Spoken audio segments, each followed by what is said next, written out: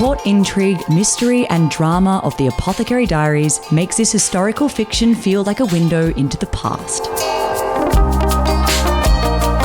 The sweeping visuals and careful attention to detail make the Imperial Palace feel alive, setting the stage for each character to play their role in a complex game of etiquette, collusion, and scheming. With a unique and compelling protagonist to lead us through this fascinating world, the Apothecary Diaries has enraptured audiences as one of the most fascinating new anime series. With the Apothecary Diaries returning for Season 2, it's time to get caught up and ready for more adventures with Maomao and Jinshi. Hi, I'm Charlie from Gateway to Anime. We recommend all the best in new anime as well as deep dive into the classics. If that sounds good to you, then you can like and subscribe. If you're excited for the Apothecary Diaries to return but need a quick catch-up, we've got you covered. It's a personal favourite. I describe it as House MD, but in ancient China. Here's everything you need to know about the Apothecary Diaries.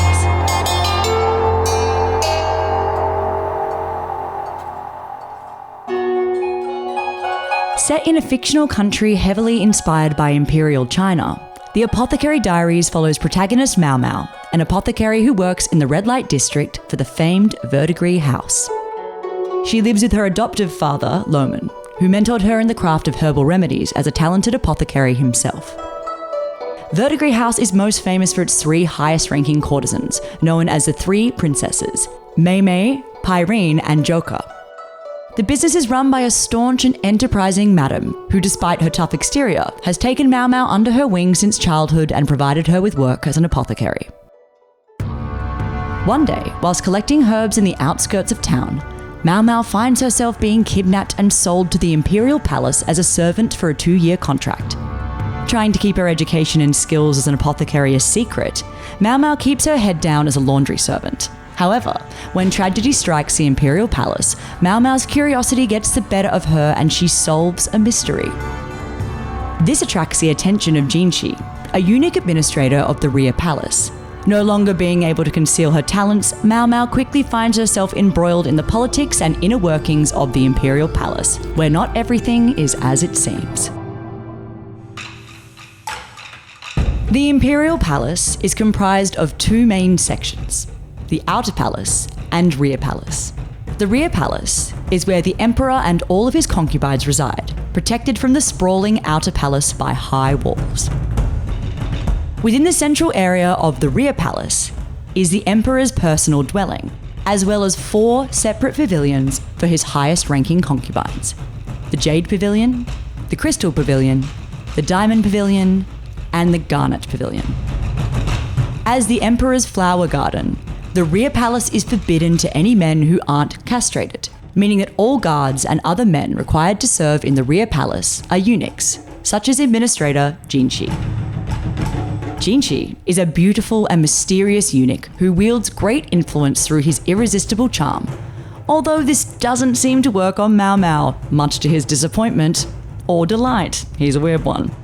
Unbeknownst to Maomao and the rest of the Rear Palace, Jinshi is actually the younger brother of the Emperor and is secretly not a eunuch at all.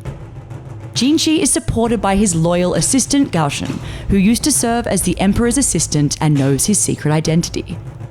Guen is the court physician, eyed with suspicion by Maomao from her own knowledge as an apothecary. It is revealed during Season 1 that her adopted father and mentor, Loulan, is also a eunuch who once held this position within the Rear Palace. Despite their differences, Maomao and Guen eventually end up becoming unlikely allies and friends. In addition to the eunuchs, maidservants, and many concubines within the Rear Palace, the Emperor's 4 highest-ranking concubines reside within each of the 4 pavilions. In the Jade Pavilion is Gyokyo, a great beauty known as the Precious Consort. After Maomao warns her of using lead-based beauty powder, which was making her baby sick, Gyokyo appoints Maomao as one of her personal attendants, known as Ladies-in-Waiting. In the Crystal Pavilion is Liwa, known as the Wise Consort. Although initially frosty with Maomao, Liwa begins to trust her after being nursed back to health from the same lead-based face powder poisoning that Maomao warned Gyokyo of. In the Diamond Pavilion is Lishu, the youngest of the concubines, known as the Virtuous Consort. Lishu suffers with many food allergies and is bullied by her ladies-in-waiting. In the Garnet Pavilion is Ardor, the oldest of the concubines known as the Pure Consort. Given her age, rumours swell within the rear palace that she may be replaced. Maomao quickly becomes privy to the tense relationships between these powerful concubines, which dictate much of the courtly politics and drama within the rear palace. Maomao gradually finds her place here, working with Jinshi and other palace officials to solve various mysteries, such as a rumoured ghost, multiple poisonings, allergies, and theft. Despite many challenges, Maomao's eccentricity and ability to solve problems wins her many friends and allies. Maomao's morbid curiosity and unique training as an apothecary has given her an immunity to many poisons, granting her the position of food tester within the rear palace.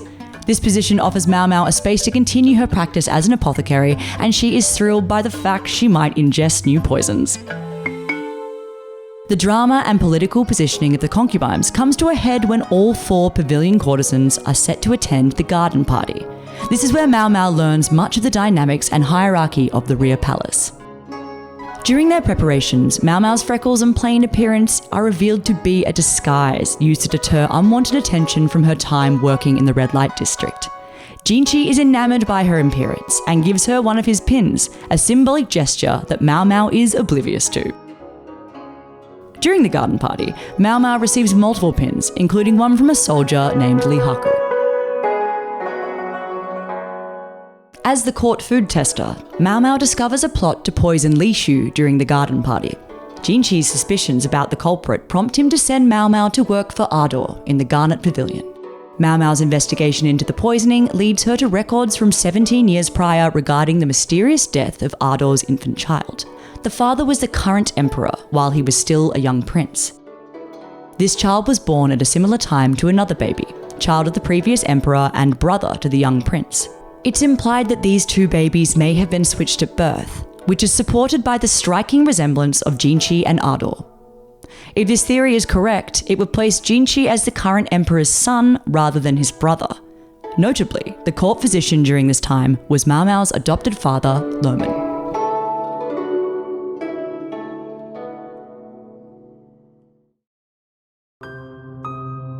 It is deduced by Maomao that the child's death was accidentally caused by one of Ardor's loyal attendants named Fengming, who has kept this secret all these years.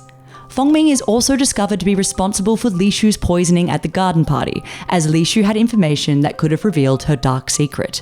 With Maomao discovering the truth, Fengming confesses and is executed. When Fengming is executed, all of her relatives and connections are punished. This includes Maomao, as it's revealed that Fengming's family had a side business in human trafficking, the same human traffickers who kidnapped Maomao and sold her as a servant to the rear palace. This means that Maomao is fired from the rear palace. Ardor also decides to leave the rear palace and her position as the Pure Consort. With Ardor leaving the palace, a new courtesan is appointed to take her place, the aloof and disinterested Loulan. Loulan brings a whole new dynamic of political positioning, and her family are ambitious. We expect to see more of this play out in Season 2. After being fired from the rear palace, Maomao returns to Verdigris House, where she begins work as an assistant courtesan. Jinshi buys her out of her contract there, bringing her back to the Imperial Palace as his assistant, although this time relegated to live in the Outer Palace. Here in the Outer Palace, Maomao finds a garden of rare medicinal herbs tended to by a court lady named Suire, who Maomao is intrigued by. Working for Jinshi, Maomao investigates a variety of mysteries within the Imperial Palace and uncovers a plot by Suire to assassinate Jinshi during a purification ceremony. Maomao dramatically saves Jinshi, with Suire escaping by faking her own death with poison. Maomao is assisted in saving Jinshi by an unlikely ally in the palace guard, her estranged biological father named Loulan. Maomao has previously been rejecting his attempts to reconnect with her, but after helping her save Jinshi, she decides to hear him out. Maomao resents him for abandoning her mother to Verdigris House while she was pregnant, driving her into unpayable debts. Now desperate to reconnect with his daughter, Loulan challenges her to a game of Chinese chess. They wager that if he wins, she must live with him. But if she wins, then he must buy one of the courtesans at Verdigris House out of their contract. Her mother still resides there, but Maomao suspects that Loulan is unaware. Maomao cleverly convinces her father to drink while they play, with her tolerance for poisons giving her an advantage over his low tolerance for alcohol. After passing out from the alcohol, Loulan awakens in Verdigris House and must now fulfill his end of the bargain. Hearing familiar music, Loulan discovers Maomao's mother in the annex and the two are reunited. The truth of their history is different to how Maomao perceives it, with Loulan genuinely loving her mother and believing that she had died until now. Loulan has a condition of facial blindness, which he compensates for by imagining people as pieces from the games of Chinese chess and Go. Many years ago, Loulan met Maomao's mother, a famous courtesan in Verdigris House renowned as a skill player of Go. When she defeated him in a game, he looked up and realized he could see her face. The two had a genuine romance till he was sent away for military service, unaware that they had conceived Maomao and of the devastating debts this caused. Maomao's mother was driven to poverty, also becoming disfigured and suffering from psychosis by contracting syphilis. She is consequently hidden in the annex of Verdigris House, supporting Loulan's belief that she had died from the condition. Finally reunited years later, Loulan once again sees her face and buys her out of her debts to Verdigris House. Season 1 ends with Jinshi approaching Maomao for yet another new case to solve, and that brings us up to Season 2. Season 1 was a huge critical and commercial success, landing itself on several best of lists, including coming in second place for IGN's Anime of the Year for 2024. With Toho Animation and OLM once again producing, the second season will see a large portion of the Season 1 creative team return, including Norihiro Naganuma as chief director and music composer Kevin Penkin. So we can expect a similar feel and the high standard that was offered from the first season. If you haven't watched the Apothecary Diaries Season 1 and you want to, it is currently available for streaming on Crunchyroll. Season 2 will premiere on Crunchyroll on January 10, 2025. If you like this content and want to see more, then you can subscribe on YouTube. We also have Instagram and TikTok. If you really like us, then you can join our Patreon. On Patreon, we have exclusive bonus content and behind-the-scenes material, as well as early releases of videos just like this one. If you like what we do, Patreon is the best way to support us. Thanks so much for watching, and we'll see you next time.